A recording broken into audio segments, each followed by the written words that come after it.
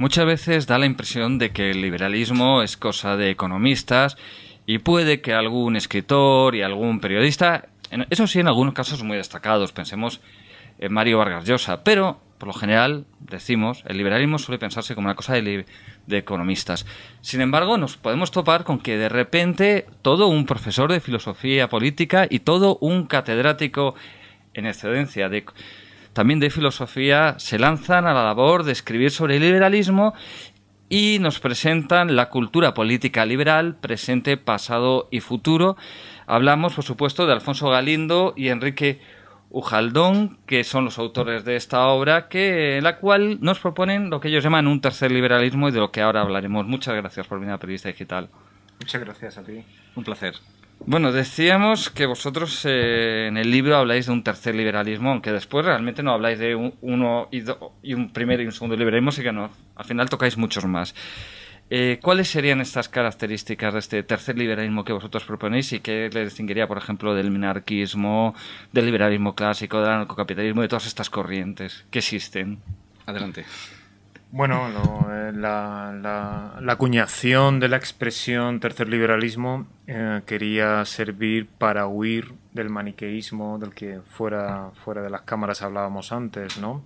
No consideramos que sea pertinente hablar de Estado sí, Estado no, o reducir el liberalismo a una cuestión moral o una cuestión economicista, o el maniqueísmo tan manido de si el liberalismo es individualista o no lo es. El tercer liberalismo es una expresión que quiere posicionarse apuntando a un equilibrio que es difícil de mantener y que creemos que hemos podido reconstruir en este ensayo, según el cual el liberalismo no tiene que decantarse unilateralmente ni por una idealización de lo individual sin tener en cuenta lo social o lo comunitario, ni por una radicalización de la libertad en detrimento de la igualdad. Consideramos que esos maniqueísmos conceptuales son ficticios, son arbitrarios y son ortopédicos, y junto a eso tercer liberalismo también incluye la alusión evidente a una superación de dos grandes etapas histórico-conceptuales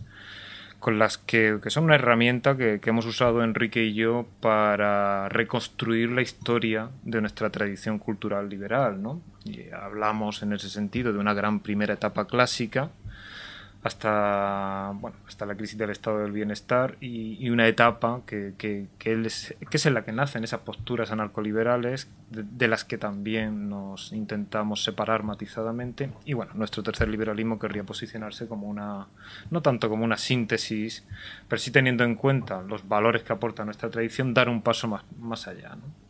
No, hablabas de la tradición liberal española. Resulta llamativo que un país que ni más ni menos dio al mundo la palabra liberal, eso es un término político, con siglo XIX, donde el liberalismo fue una fuerza importante dentro de la política española.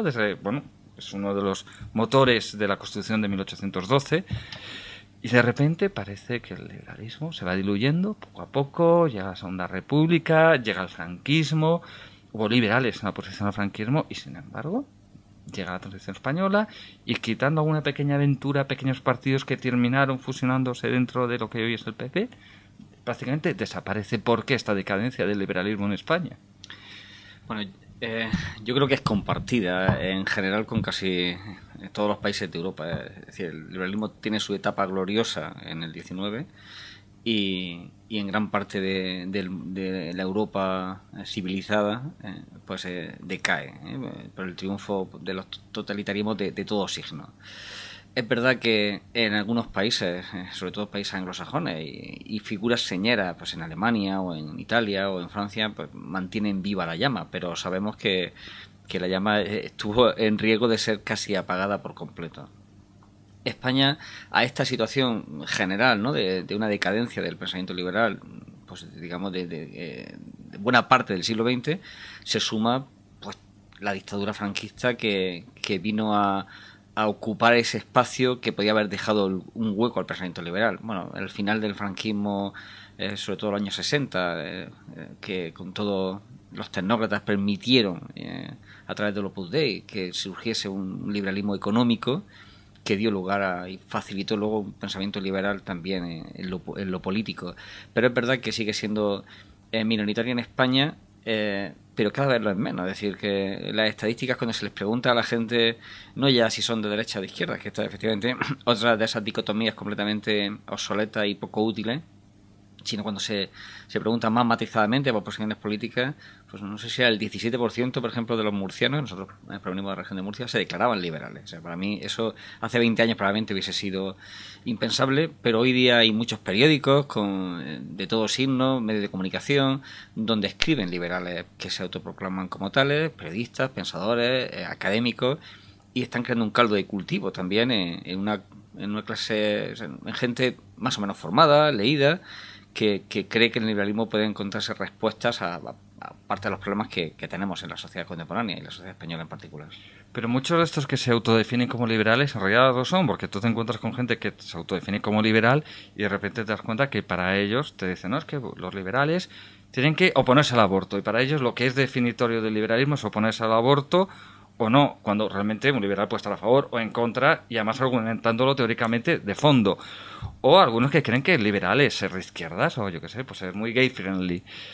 Realmente muchos de estos que se definen como liberales saben lo que es. Bueno, por ser taxativo, no, yo creo que no lo saben. O sea que el liberalismo es un concepto, y como todos los conceptos son como baúles donde se acumulan estratos semánticos. Entonces pues son profundamente ambiguos, son polisémicos. Y una de las tareas yo creo que de libros como el nuestro, pero no solo del nuestro, de las ciencias sociales y humanas en general, es expurgar esos significados acumulados y también combatir malos usos. En el combate, en la lucha argumentada por el uso y el significado de los conceptos políticos, también se está haciendo política. Por lo tanto, para mí, contribuir con un ensayo como el nuestro al debate es una forma de participar políticamente. Pero por responder más directamente, yo creo que en este caso el concepto del liberalismo político, es de los más manidos, manoseados, malinterpretados, rodeados de prejuicios, de los que nos podemos encontrar en el ámbito del pensamiento político, de la cultura política occidental. Yo creo que eso se agrava en el caso de España, donde aparece rodeado de ignorancia, malas comprensiones, en ocasiones intencionadas, asemejado a desprecio por la igualdad, desprecio por determinados valores que el liberalismo desde siempre ha hecho suyos. Por lo tanto, lo que me dice, sí, nos tropezamos con personas que se dicen liberales y que luego pues defienden posturas que se compadecen poco, no ya con una visión ayornata de lo que es el liberalismo, sino ni siquiera con lo que es la visión clásica del liberalismo. Posturas, pues dogmáticas en terrenos morales o posturas nacionalistas. Me permito una anécdota. Pasé hace 3 o 4 años 3 meses en Buenos Aires, invitado por la Universidad de Buenos Aires, y di una conferencia sobre el liberalismo. Ya estábamos con el germen de este libro, Enrique y yo, y di una conferencia en la Biblioteca de la República. Y defendiendo una visión matizada, sosegada del liberalismo. Claro, era un público hostil, ¿no? Era un público de intelectuales argentinos. Y realmente la entrevista... En la Argentina de Kirchner. Sí. La entrevista que me hicieron después es que, me decían, era gente estupenda, maravillosa, entre otras cosas me habían invitado a estar allí. Pero claro, para ellos asociaban liberalismo con la dictadura militar. Entonces, yo les decía que era como un círculo cuadrado, que eso no podía ser, ¿no? O sea, que digo, es que puedes confundirlo con cualquier otra cosa, pero vamos. Entonces, claro, esa confusión se va arrastrando y efectivamente, pues, te encuentras, no voy a dar nombres, pues personajes señeros de la vida política española y social y demás, que se dicen liberales, pero que, defienden posiciones que difícilmente un liberal, a mi juicio, pues podría defender. ¿No te atreves a dar nombre? No, paso el testigo a Enrique por si quiere dar algún nombre, pero No, nosotros, por eso el libro se llama así, en la cultura política liberal, es decir, efectivamente es que el liberalismo es una cultura política y vivimos una cultura política liberal, independientemente de que uno sea socialista, de izquierda, derecha, conservador, en fin, cualquiera de las posibles matizaciones. Esta es una democracia liberal. Vivimos en una cultura política liberal que surge en el siglo XVIII, que se va construyendo a lo largo de 2 siglos y que es frágil. Es todo el invento de la democracia, ahora que está tan de moda con el tema el auge del movimiento de izquierda radical, que se han apropiado de la democracia. Pues esta forma de democracia es una forma de democracia donde los derechos individuales pues priman, donde la mayoría no puede gobernar en todos los aspectos de la vida, donde la democracia clásica griega tiene muchísimos peligros, y la democracia mayoritaria, y por tanto decir que nuestra democracia es una democracia liberal, que es muy importante conservarla, que esto ha sido construido de forma teórica, institucional, en un proceso histórico complejo, donde todos los países o muchos países hemos aprendido unos de otros, donde España efectivamente contribuyó también en 1812 con una constitución muy moderna.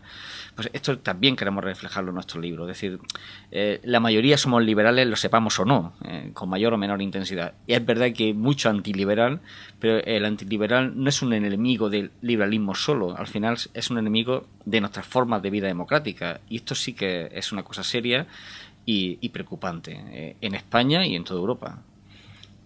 Comentábamos en la entradilla, y lo hablábamos antes, que vosotros en vuestro libro apenas tratáis el mercado, apenas tratáis la economía. Muchas veces cometen los liberales el error de estar demasiado obsesionados con la economía y dejar de más otros ámbitos de la vida, sobre los cuales además también tienen ideas propias de libertad individual, sin hablar de ellos, sin dar la batalla ahí, y lo cual además permite hacer una caricatura de ellos. ¿Cómo lo veis? Bueno, efectivamente, en España es que es difícil en el ámbito de la filosofía y de las ciencias sociales que haya liberales. Es decir, tenemos que mencionar a nuestro amigo Juan Antonio Rivera, que es un gran filósofo liberal, probablemente el mejor, ¿no? Y bueno, nosotros seguimos su estela, pero es raro, efectivamente, que en el ámbito de la filosofía, de las ciencias sociales... Dicen que hay algún sociólogo. Sí, algún sociólogo también, puede haberlo, probablemente hay más, ¿no? Pero es verdad que son rara avis. En el mundo de la economía es más normal. Tampoco son mayoritarios, pero efectivamente es más normal. Nosotros consideramos que ese campo está muy bien defendido en España y en todo el mundo. Hay gente muy buena haciendo libros muy buenos de todo género, de divulgación, de alta divulgación y de más baja divulgación, que todo hace falta. Pero en el ámbito de la filosofía creíamos que del pensamiento que hacía falta, efectivamente, decir, no, es que el liberalismo, la economía es un aspecto más fundamental. Está muy bien, pero hace falta hablar de otras cosas que son al final más importantes porque sustenta un modelo económico. Hay libertad de mercado, porque tenemos un conjunto de leyes, un conjunto de derechos, y un sistema jurídico, y tenemos Estado de Derecho. Si no, no habría libertad de mercado. La libertad de mercado no es una libertad sin reglas, ¿no? A Rodríguez Brown le gusta decir que en la selva no hay mercado, y eso se lo digo muchas veces y me gusta. Efectivamente, donde no hay leyes no hay mercado. Para que haya mercado tiene que haber seguridad en la propiedad y un sistema jurídico y penal que lo respalde. Pues todas estas cosas, pues en esa parte segunda, ¿no? O primera, más bien, es también la que hemos querido incidir. Hay un sistema institucional muy complejo, muy variado, que es la que sustenta el sistema liberal. Nosotros, pues, en ese sentido, somos liberales que conocemos que el Estado es el enemigo, pero es un enemigo con el que tenemos que convivir. Esto se nos censura, pero también el enemigo de la vida es la muerte, pero eso es inexcusable y convivimos con ello. Es decir, la muerte y la enfermedad no es algo que vayamos a vencer, pero eso nos quita que luchemos continuamente contra ella, siendo parte de la existencia. Pues el Estado es parte de la existencia de sociedades complejas, es decir, va a haber Estado sí o sí. La cuestión es que no da igual que no da igual si tenemos analgésico o no, o anestesia no para las enfermedades, o no da igual cómo muramos, pues no da igual el tipo de Estado que tengamos. Ese tipo de cosas es la que nos preocupa. Claro, en el libro, frente a los anarcocapitalistas y algunos liberales clásicos, pues defendéis que el Estado tiene que tener cierta capacidad de coacción. Claro, ahí el problema es cuando tú vas cediendo, ¿hasta dónde cedes la capacidad de coacción? Sí, el Estado tiene que tener cierta capacidad de coacción, a mi juicio. Bueno, eso forma parte del tipo de debates, a mi juicio, un poco ficticios. Cuando se plantean en términos de suma cero, de todo o nada, de sí o no. Claro, la sensatez creo que está más bien del lado de los grises, de los matices, ¿no? Me parece, por vincular esto con tu anterior pregunta, que es muy sintomático, muy interesante, y Enrique y yo lo hemos hablado muchas veces, el hecho, no es una cuestión menor, no es una cuestión menor que no haya reflexiones sobre el liberalismo y sobre la cultura política liberal procedentes del ámbito de las humanidades, de la filosofía, que no abunden, y que sean curiosamente procedentes del ámbito de la economía. Eso es muy sintomático. Yo creo que a mí me gusta decir que es un índice de algo y un factor de algo también, ¿no? Tradicionalmente las humanidades y la filosofía, el pensamiento, la reflexión, se ha preocupado más por lo que es, simplificando mucho, podríamos llamar moralizar la sociedad, mientras que quizá la tradición liberal de la que se hacen eco estos economistas, ¿no? Pues quizá peca o ha pecado de lo contrario, de idealizar la positividad de la sociedad civil y de las relaciones sociales, como un bien en sí de suyo. Bueno, todas las idealizaciones son malas, tanto la voluntad de revivir a Platón por parte del humanista que quiere pensar cómo debe ser la sociedad e impone un esquema, un corsé, ¿no? Y moraliza, que es de lo que puede pecar ciertas humanidades, cierta comprensión de la política por parte de un pensamiento humanista, como el extremo opuesto de idealizar como un valor de suyo necesitado de ser dejado al margen de toda coacción, porque en sí sería un bien puro, que sería la sociedad civil, ¿no? Ambos extremos yo creo que son extremos de los que quiere huir nuestro tercer liberalismo.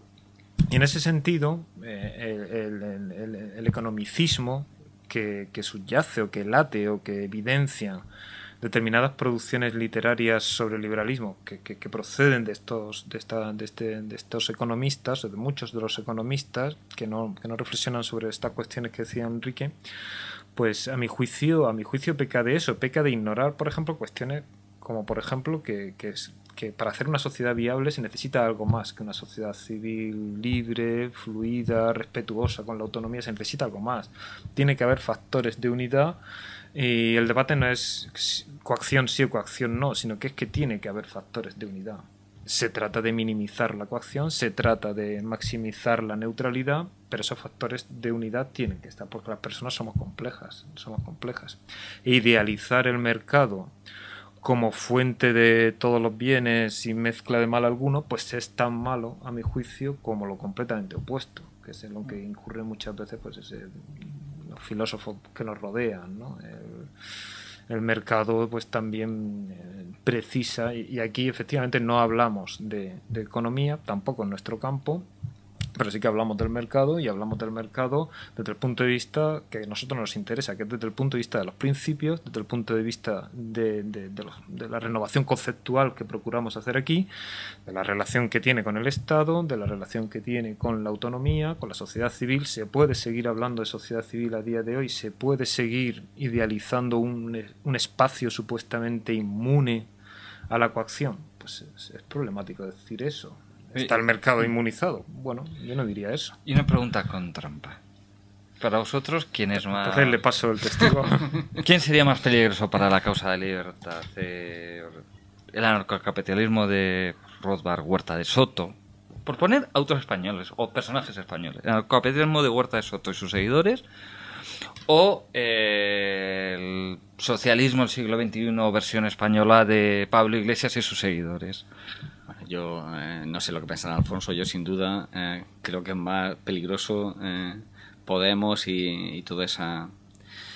porque, en fin, no ya porque esté más cercano, aunque Huerta de Soto ya no se declare liberal, ¿no? Sí, rechaza la etiqueta. Sí, rechaza la etiqueta y, en fin, precisamente porque por la incapacidad, según él, y probablemente tiene razón, es decir, el liberalismo no puede cumplir su promesa de domeñar al Estado, de sujetarlo, ¿eh? Entonces es un monstruo insujetable, y es verdad, pero se trata de llegar a consenso y a equilibrios, como ha dicho, a matices del gris que ha dicho Alfonso.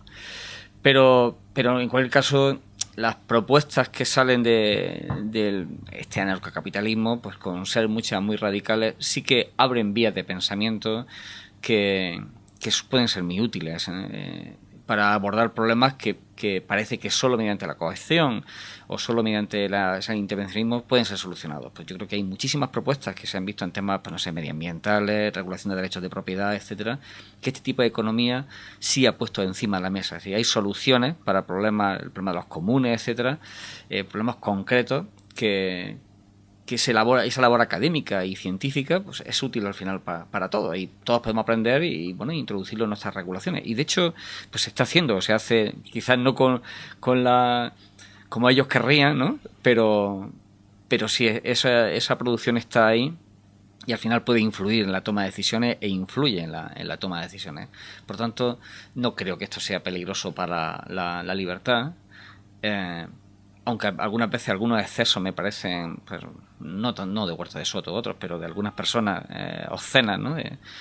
O frívolas, ese rechazo al Estado y esa reivindicación de la mafia. Pues, corre por ahí algún vídeo sobre las 10 razones por qué la mafia es mejor que el Estado, que me parece una frivolidad espantosa, y realmente no habéis vivido en una situación mafiosa. Entonces, yo a esta gente diría, pues, vete a vivir a Liberia, en fin, donde los grupos, los señores de la guerra dominan, y te vas a enterar lo que es un sistema donde no hay Estado, donde hay guerra de todos contra todos, ¿no?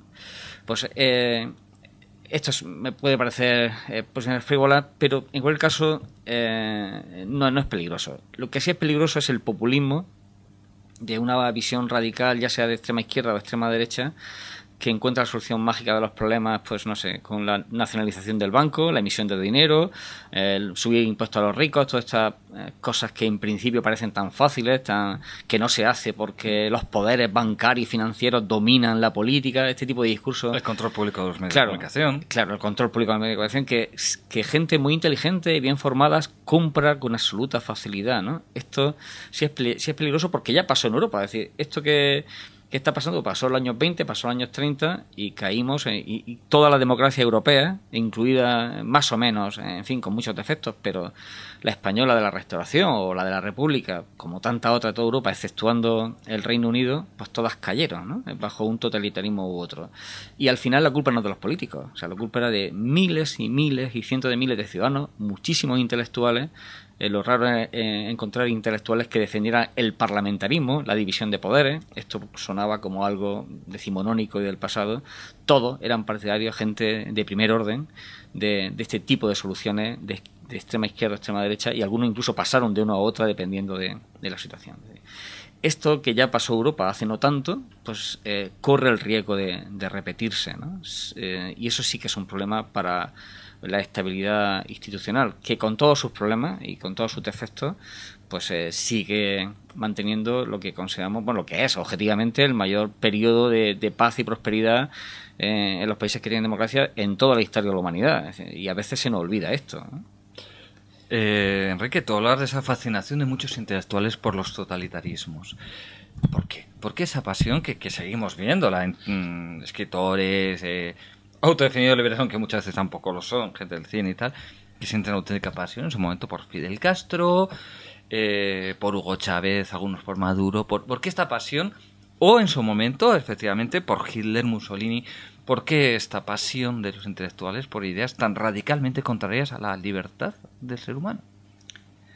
Bueno, esta es una vieja pasión filosófica e intelectual, es la pasión de Platón, ¿no? Que quizá probablemente el propio Platón no lo pensase así, pero bueno, esa visión platónica lo cuenta Dan Smith, lo cuentan mucho, es la pasión del que concibe el mundo como un tablero de ajedrez y él pone las fichas. Es decir, él sabe lo que es el bien, porque yo soy más listo, yo lo he pensado, la gente es muy estúpida, y la gente cuando es libre pues se deja llevar por sus pasiones, etcétera, y comete tonterías. Hay que decirle qué es lo que tiene que hacer, hay que ordenar la sociedad. Esta tentación de ser tú quien ordene la sociedad, como si las personas funcionásemos como resortes, ¿no? O como por la regla de un juego de ajedrez, es una pasión que está más que estudiada y analizada, pero que sigue existiendo una y otra vez, esta tentación, ¿no?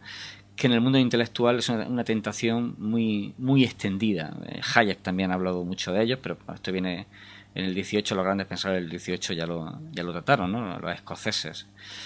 bueno, pues esa pasión cuando se traslada a un político, pues entonces es que sí que tenemos un problema grave, ¿no? Si se queda en un libro, en un texto académico, en una clase, bueno, pues no es tan peligroso como al final si tenemos el político que eso lo cree o el intelectual que llega a político. Es decir, eso al final lo pagamos todo. Sí, si me permites, es que esta cuestión a mí siempre me ha interesado mucho, esto de los intelectuales. Al fin y al cabo, pues no sé, se supone que también somos un poco intelectuales, ¿no? Y es una cuestión muy llamativa. También para mí es un índice y un factor de algo. Bueno, todos conocemos y tenemos, de hecho, muchos amigos en universidades norteamericanas que se dedican a lo que allí llaman los cultural studies, ¿no? Que es lo que aquí llamaríamos filosofía, Tutkul, ¿no? Sí. Y efectivamente a mí me llamaba la atención cómo alguna gente creía haber descubierto un arcano ocultísimo al detectar cierta pasión en algunos de los líderes de este movimiento Podemos por Hugo Chávez. Bueno, no es nada oculto y es algo que se sabe desde hace muchos años que, bueno, pues muchos de los compañeros, colegas de universidades norteamericanas que se dedican a los estudios culturales tienen una pasión desbordada, no solo por el movimiento bolivariano, sino por el movimiento zapatista, etcétera, etcétera. ¿Por qué? Tiene que ver con lo que decía Enrique y con lo que antes comentábamos. Sí, Alemania en ese sentido es muy señera, ¿no? Procede de lo mismo que tenemos a los frankfurtianos, todo el movimiento frankfurtiano del periodo de entreguerras y posterior a la Segunda Guerra Mundial, que cuaja como un movimiento que va a nutrir intelectualmente a la izquierda en esa voluntad de ordenar la sociedad desde principios morales, ¿no? Frente a eso estaría pues todo el movimiento de Friburgo, de los liberales, de los ordoliberales, que luego van a emigrar a Estados Unidos y que son, pues eso, pensadores que, contrariamente a la tradición o tentación frankfurtiana de ordenar desde principios a priori la sociedad, desde principios normativos, pues consideran que la propia sociedad civil es fuente de una normatividad y de un ethos, ¿no? Suficientemente valioso como para no precisar estar ordenándolo, ¿no? Nuestros intelectuales, evidentemente europeos, son intelectuales que si se nutren de alguna fuente no es de la fuente ordoliberal precisamente, sino de la fuente frankfurtiana en el mejor de los casos.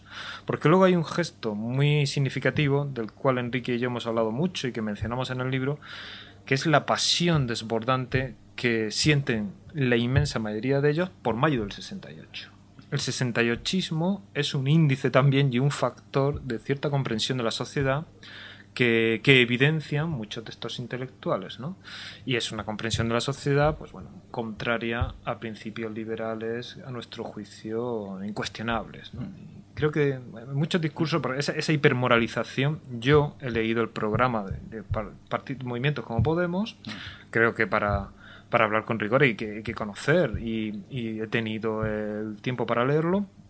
Y es curioso, una de las cosas que más me ha llamado la atención es que está todo trufado de adjetivaciones morales. Ellos quieren una auténtica democracia, una verdadera justicia, una auténtica, todo es verdadero, auténtico, eficaz, o sea, todo es moralmente superior lo que pretenden, ¿no? Y esa moralización, con la que todos estaríamos de acuerdo, impide entrar en el debate de los medios, que es lo que le interesa a un liberal, ¿no? Es decir, ¿cómo llegamos a esto, ¿no? Y sin embargo también encontramos algunos liberales, algunos intelectuales liberales, y aquí hay un fenómeno que yo vengo observando hace tiempo bastante interesante.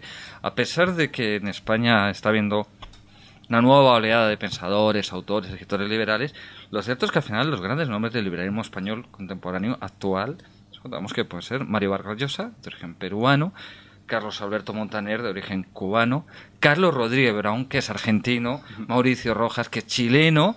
¿Qué pasa? ¿Por qué nos dedicamos a importar liberales latinoamericanos?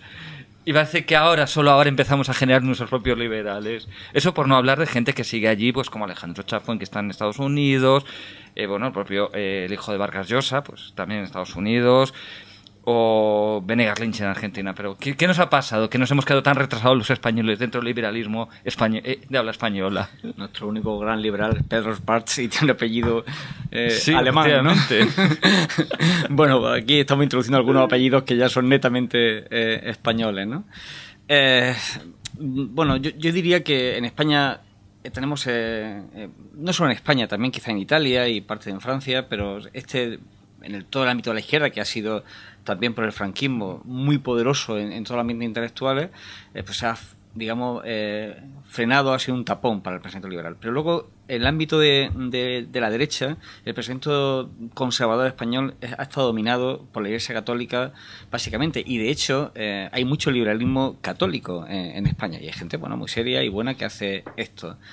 Y hay poco liberalismo, digamos, no conservador o incluso ateo directamente, es decir, digamos, no comprometido con una confesión religiosa, que intente justificar los valores liberales, por ejemplo, los principios cristianos.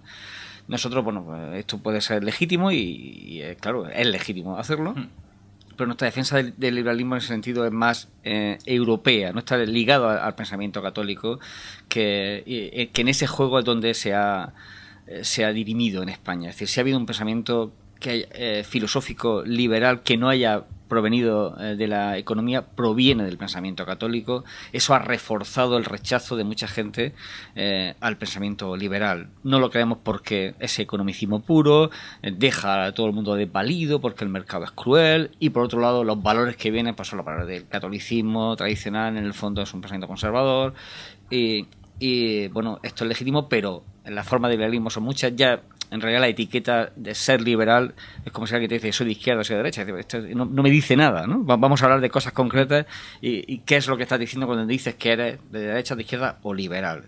También en esto, efectivamente, en este baúl que son los conceptos, pues hay que escarbar y obligar a la gente a tomar posición, a pensar.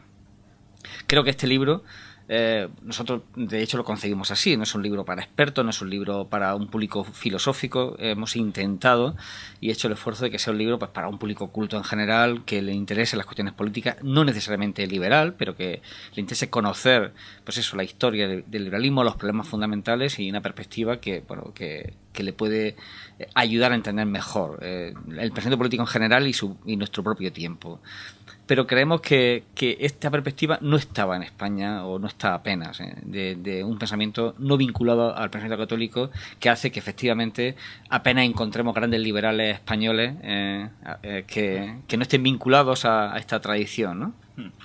Y unos autores que citáis, a mí me ha llamado la atención porque es un personaje que no cae nada bien a la práctica totalidad de quienes se definen como liberales sabiendo lo que es el liberalismo en España, que es José María Lasalle. Digamos, uno de los gurúes intelectuales del PP, mano derecha del ministro Wert para asuntos de cultura. Vosotros le citáis, ¿qué podéis decirnos de él? Porque en general los liberales españoles, aunque él se define como liberal y expulsa del liberalismo al resto, no le suele gustar nada. Bueno, José María Lasalle es amigo y pensamos... bueno, en fin, y su libro Liberal es un muy buen libro, donde hace un análisis muy bueno de los orígenes del liberalismo en toda la evolución gloriosa en Inglaterra, y probablemente en español no hay nada mejor que su libro sobre los orígenes del liberalismo. Yo creo que se va a convertir en un libro de referencia. Es verdad que su liberalismo republicano, muy basado en la virtud cívica, pues es una apuesta dura. Nosotros pues, no somos tan republicanos, o no somos tan partidarios de la virtud cívica, ¿no? En ese sentido somos más irónicos que José María Lasalle, pero me parece completamente injusto esa demonización. Es decir, la tradición liberal que asume Lasalle es una tradición fuerte, y una tradición donde hay grandísimos nombres, donde está Tocqueville, donde está Adam Smith. Es difícil, o sea, decir que esa no es la tradición liberal. Probablemente ese es el tronco de la tradición liberal en la que se sitúa Lasalle de una forma poderosa, conociendo muy bien los textos. Y los que no nos situamos exactamente ahí, los que matizamos, esa es los que tenemos que probar que esa matización que hacemos, ese distanciamiento que hacemos con la gran tradición clásica, con nuestro liberalismo más irónico, ya he dicho, pues son los que tenemos que hacer un esfuerzo conceptual para probar que seguimos siendo liberales a pesar de nuestras matizaciones. Es decir, situar a Lasalle fuera del liberalismo o en el socialismo, pues, me parece, decir, también completamente una prueba de ignorancia de la gran tradición liberal en la que él conoce muy bien y que reivindica, bueno, con tesis, algunas de ellas, pues, con algunos de los pensadores concretos que analiza, pues a lo mejor matizaría, pero él la conoce muy bien la situación de Mill y cómo Mill evoluciona de una posición liberal a una posición más socialista, y cómo a veces las fronteras son borrosas, y él se sitúa en una frontera que es borrosa también, o sea, de grises, pero claramente vinculado a la gran tradición clásica del pensamiento liberal, y lo hace muy bien, ¿no? Entonces yo pues tengo que defender desde aquí a La Salle, no solo porque es amigo, que lo es, sino porque es que es un gran intelectual y ha escrito un libro que yo creo que te referencia. Yo quería añadir algo. El libro de La Salle, que conocemos bien y sobre el que hemos tenido ocasión de publicar un texto en Revista Occidente, es un libro valiente, en esa recuperación de la tradición liberal. Es un libro que también, precisamente por ser valiente, pues se presta a matices, que sería muy largo meterse sobre ellos, matices sobre Burke, estuvimos comentando con él, que son cuestionables, por supuesto que sí.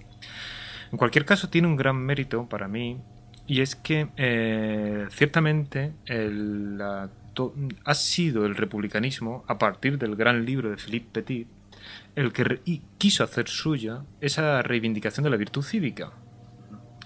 Y bueno, mérito de La Salle es retrotraerse a los orígenes del liberalismo y decir, bueno, la tradición republicana que nutre a cierta socialdemocracia en su confusión intelectual, ¿no?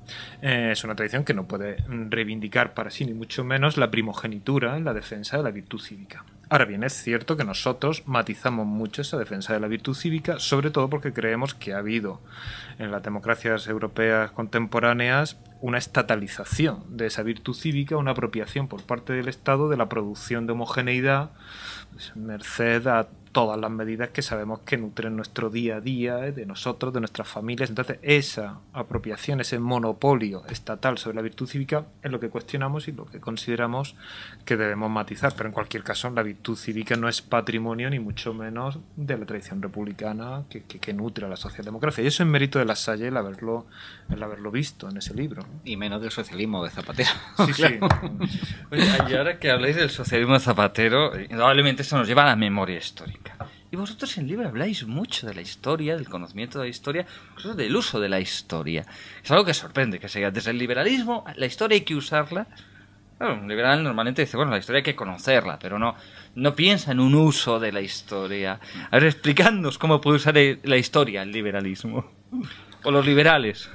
Bueno, lo primero que se me ocurre decirte es que el liberalismo que nosotros defendemos, como decía Enrique, es un liberalismo irónico, es un liberalismo en el cual, para no introducir términos demasiado ampulosos, es un liberalismo que epistemológicamente huye de una concepción simple de la verdad, de la objetividad, y considera que efectivamente pues no hay fundamentos naturales inconmovibles para nuestras instituciones, para nuestras prácticas, para nuestras costumbres, sino que bueno, todo es contingente, todo es revisable, es esa idea de Popper, ¿no?, de la falsabilidad.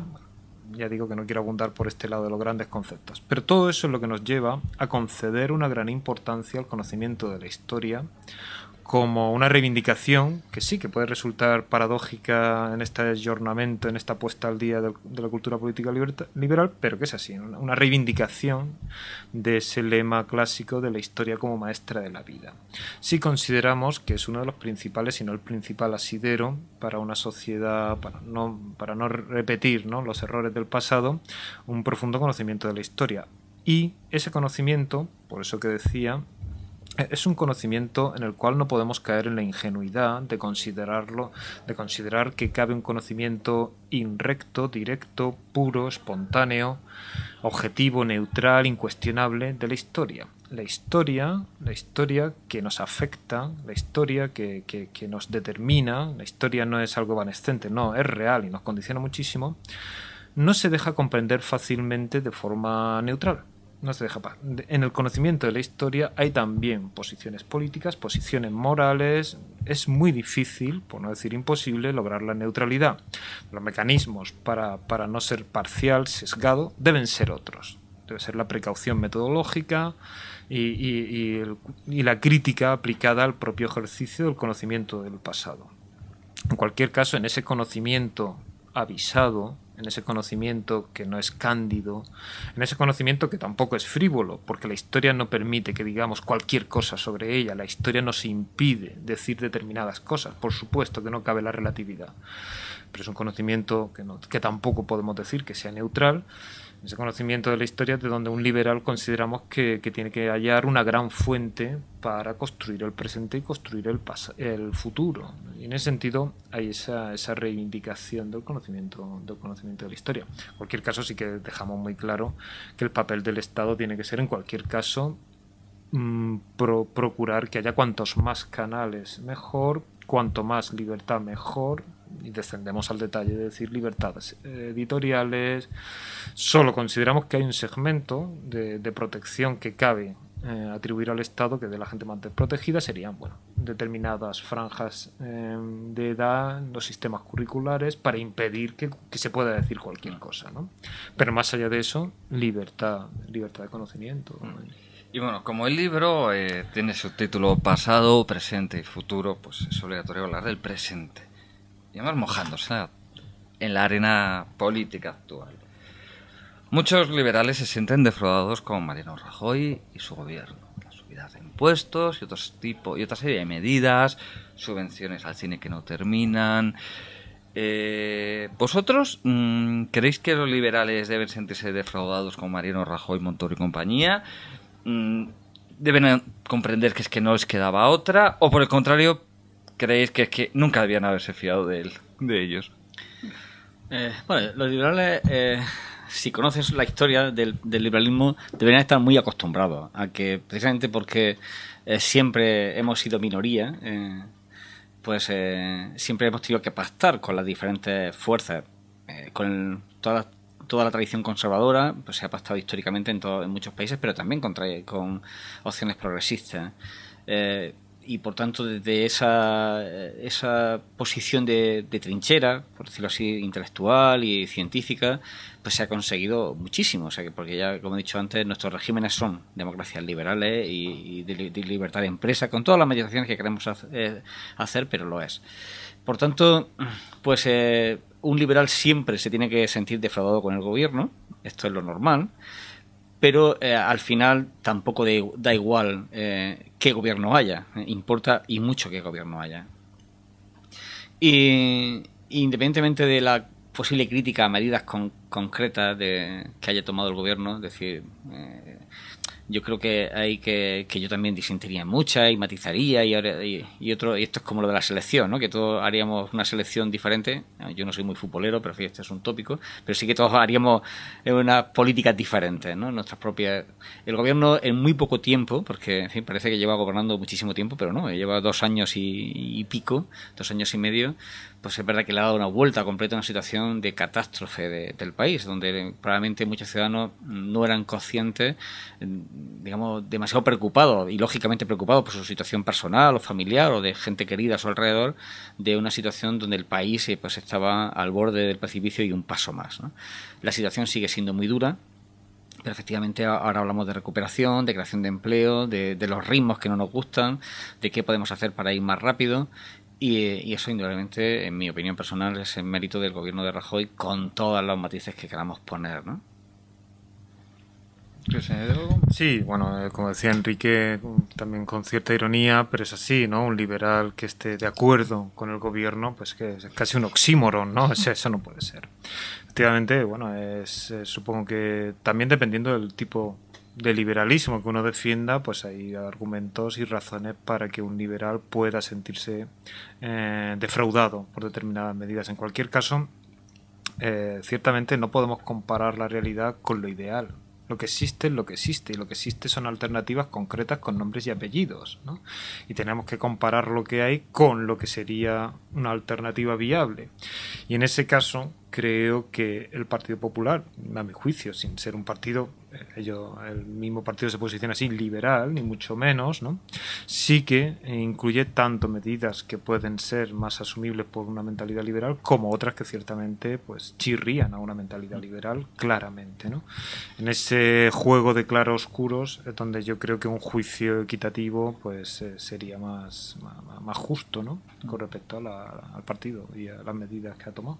Bueno, pues si os parece bien, con estas reflexiones en torno al gobierno de Mariano Rajoy, podemos terminar esa entrevista y nada, pues os resta recomendar la cultura política liberal, pasado, presente y futuro. un libro para reflexión, se sea liberal o no, se compartan todas las ideas o no contenidas en él, pero sin duda alguna para la reflexión, para quien quiera saber algo sobre esta cosa que llamamos liberalismo. Muchas gracias. Muchas gracias. Muchas gracias.